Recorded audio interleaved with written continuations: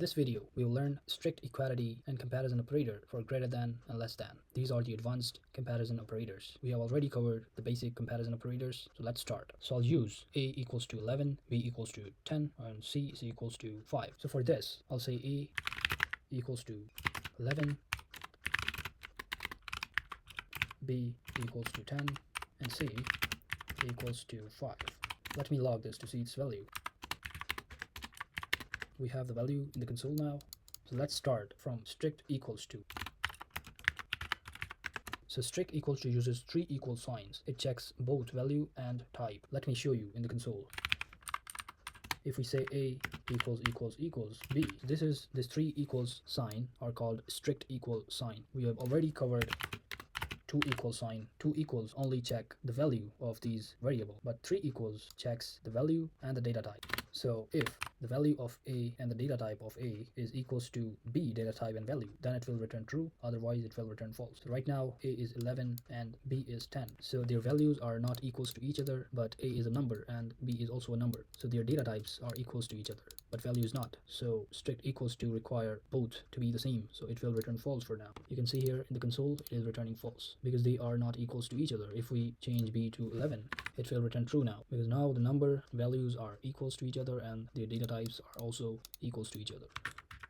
So let's now move to the strict not equals to sign. So let me log this to see their output. A not equals b. So this is how you write strict not equals to. This exclamation is called not. So it will check if a is not equals to b. If a value and the data type and b value and its data type are not equals to each other, then it will return true, because it is already checking that if they are not equals to each other. So right now a is 11 and 10, b is 10. So their values are not equals to each other, but their data types are equals to each other because both are the numbers, but the value is not, so it will return true. You can see here we are getting true. If we change this to 11, it will return false now, because now they both are equal and it is saying that they are not equals to each other. This statement is false, that's why it is returning false now. And if we change this 11 inside a string, so now their data types are different now, so it will return true now because the value of both are the same, but the data types are not, so it is returning true. So I think you get it. Let's now move to the greater than comparison operator. Let me show you the log. A greater than b, so it will return true if a is greater than b. In this statement, a is 11 and b is 10, so it will return true because now a is greater than b. A is 11 and b is 10. 11 is greater than 10. Clearly you can see it is getting true. Let me show you the less than comparison operator.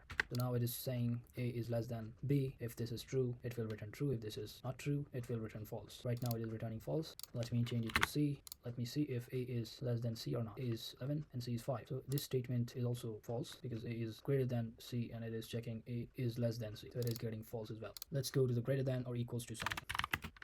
And let's cover less than or equals to as well. So the greater than and equals to sign checking. If a is greater than b or equals to b, it will return true. If it is less than b, then it will return false. Same as this for the less than sign. You can see for this greater than and equals to, we are getting true, and for the less than, we are getting false because a value is 11 and b is 10. So a is greater than b, so now it is true, so it will return true, and a which is 11 and c which is 5. So 11 is not less than or equals to 5, so it will return false. So these are the operators which we say comparison operators. These are essential for conditional statements and loops. Follow for more.